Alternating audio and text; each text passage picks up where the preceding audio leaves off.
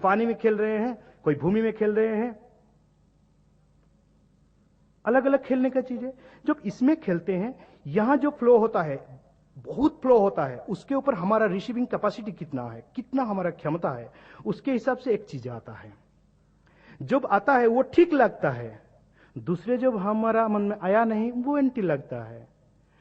इसको इसीलिए मैं ये कहा कि जब हम सुप्रीम को फॉलो कर रहे हैं, इन सब को हम, हाँ ये चैनल में देखा नहीं था, उन्होंने देखा था, इसलिए उसका मुंह से मैं सुनूं कि क्या दिया था उस टाइम। ये होना चाहिए। ये मेरा कहना है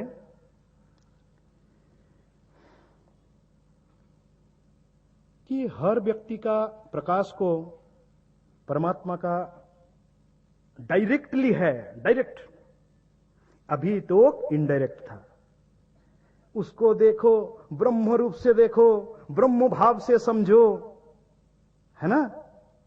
पहले तो प्रकृति को लेकर नाचते थे, कूदते थे, थोड़ा चेतना आएगा, पुरुष की चेतना है, ब्रह्म की भाव चला आया, तो ब्रह्म का दृष्टिकोण से देखा कि पानी ले आओ कहने से, तब तो ग्लास लेके पानी लेके दौड़ के आता था, लेकिन अभी पानी ले आओ कहने से ज्ञान लेके आते हैं। तो ये कितना ब्रह्म की भाव से देखा। पहले प्रकृति में हम थे, प्रकृति का एक अंश में हम झूम रहे थे, फिर प्रकृति को विस्तार करने लगे। प्रकृति विस्तार नहीं होने से ब्रह्म भाव सही ढंग से देखना और उसमें जीवित रहना कठिन हो जाता है। प्रकृति का जितना विस्तार होगी ब्रह्म रूप से उतना हम उसको देख सकते हैं, लेकिन देखना ही है, उसमें देखना ही है। जब ब्रह्म भाव उस तरह पूरा जागृत हो जाता है और यहां का खेल को वो पूरा समझता है, वो आदमी स्थिर हो जाता है, चुप हो जाता है, इनएक्टिव हो जाता है। तो कहा जाता है प्रकृति ने ग्रास कर लिया, ब्रह्म ने उसको ग्रास करना था। पहले सोचा था कि ब्रह्म के द्वारा मैं प्रकृति की ग्रास कर लूं, लेकिन ऊपर वाला प्रकृति का थोड़ा पावर बढ़ा दिया। तो फिर उन्होंने देखा कि नहीं नहीं नहीं नहीं, प्रकृति हमेशा मेरे से आगे चल रही है, मैं थोड़ा पीछे ही चल रहा हूं। ये फीलिंग्स मन में आया है। फिर प्रकृति का देखा, तब इनडायरेक्टली फीलिंग्स आया कि देखा ये जो प्रकृति आ रही है, ये व्यक्ति स्वयं नहीं जानता है, परंतु इसका अंदर से कोई कह रहा है। तो ये करते करते मनुष्य का एक हीन मनोभाव पैदा हुआ। वो डायरेक्टली रिलेट नहीं किया, वो इसके अंदर देखा और बाहर देखा कि ये जो बात आ रहा है ये स्वयं तामसिक क्रिया में लिप्त है, परंतु इससे जो बात आ रही है ब्रह्म की है। ऐसा नहीं होता है। सब कुछ डायरेक्टली है, सब कुछ डायरेक्ट है, लेकिन सगुण स्थिति का किस स्थिति से आ रहा है, किस स्टेज से आ रहा है। हमको उत्तोलन घटाना है, ऊपर जाना है, तो किस स्थिति से आ रहा है ये जानकारी लेना। परंतु सभी कुछ डायरेक्ट है। क्यों? अगर सबको सात्विक बना दिया जाए, जगत चलेगा। सात्विक जितना है रजोगुणी उससे 2 गुना होना चाहिए, रजोगुणी जितना है तमोगुणी उससे 3 गुना ज्यादा होना चाहिए। वो ज्यादा होंगे। आत्मा की कल्याण करने के लिए ऊर्ध्वगति होना चाहिए, समाज की कल्याण करने के लिए, उनकी स्थिति से प्रकृति का विस्तार करने के लिए इसमें उसी परिसर में जो बीज, जो अंकुर फूट रहा है परमात्मा की, वहीं से बीज वहां से ही आएगा। आप आध्यात्मिक साधना बन गए, ऊपर चले गए, इसका मतलब नहीं। आपसे जो बीज आ रहा है, जब अंकुर आ रहा है, उसको आप दूसरे पे डालें, उनसे बीज ढूंढिए। ये मैं इसके बात कर रहा हूं कि ब्रह्म तत्व ग्रहण और वर्जन की रास्ते के लिए। ब्रह्म तत्व ऐसा है, जब ग्रहण कर लेते हैं ऑटोमेटिकली अपने आप को मालिक जैसा लगता है। इसी के कारण गुरु बन जाते हैं। लेकिन हमको हल्का भी होना है ना सिर्फ गुरु ही होना है, थोड़ा हल्का भी होना। गुरु बहुत भारी होते हैं, बहुत वजनदार होते हैं। इसीलिए गुरु शब्द का अर्थ समझे, बहुत वजनदार भी होते हैं, बहुत भारी भी होते हैं, और आसमान की आलक यहां तक पहुंचाते हैं। परंतु यहां का आलक जब वहां पहुंचता है ना, तो गुरु थोड़ा हल्का हो जाते हैं।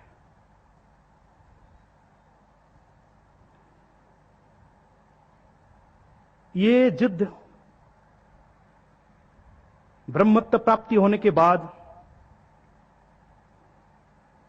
वो तीन पैदा करते हैं, मैं, इस प्रकृति और वो।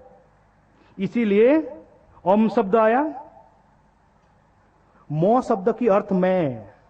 पहले तो एकार, हर्षिकार, उकार, आकार नहीं था, इसलिए मो कहा जाता था। वो कहने से वो कहा जाता था। वो कहने से यहां पर प्रकृति का लंजिविटी को बताया गया, प्रकृति का विस्तार को बताया गया।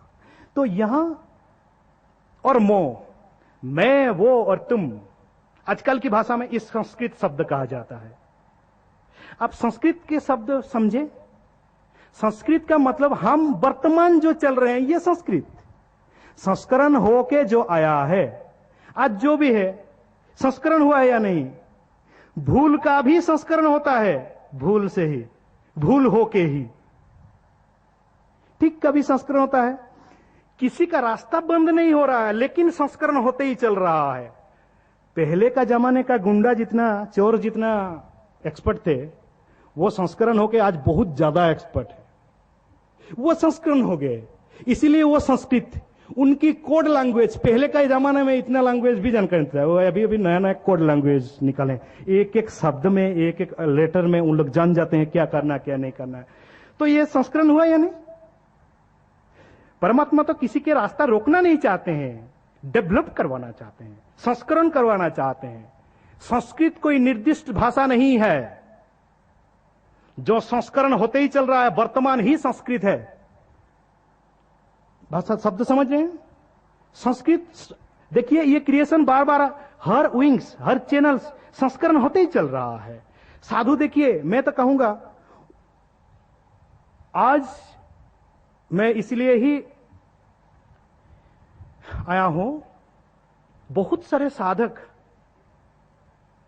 अपने आत्मशक्ति को छुपा के बैठे हैं। क्यों? उनकी मर्जी से नहीं, उसको करवाया गया है। सबका एक समय होता है। प्रकृति कितना देर तक नाचेगी, फिर वो कैसे एक व्यक्ति में, हर व्यक्ति में वो पुरुष को अपना समर्पण करेगी। हर व्यक्ति में, एक एक व्यक्ति में ये एक एक सीमा होता है। एक नृत्य चल रहा है ना, एक डांस चल रहा है क्रिएशन में, तो एक एक सीमा होता है। इसीलिए वो अपने शक्ति को छुपा के रखे हैं। और एक बात है, उस समय डायरेक्टली प्रकृति से नहीं, प्रकृति तब थर्ड पर्सन बन जाती है। ब्रह्म का जब अनुभूति हो जाता है तो बताया ना, उसको थर्ड पर्सन माना जाता है। व्यक्ति को ही जो एक्सप्रेस कर रहा है, इसको थर्ड क्लास, उसके अंदर को देखा जाता है। तो वो फाइट तब अंदर से कर रहा है, बाहर से नहीं। इसलिए हर चीज को पानी ले वहां से तुम आग जलाओ। महाभारत में था ना, अर्जुन मारता था, एक तीर मार दिया तो बारिश गिरा दिया।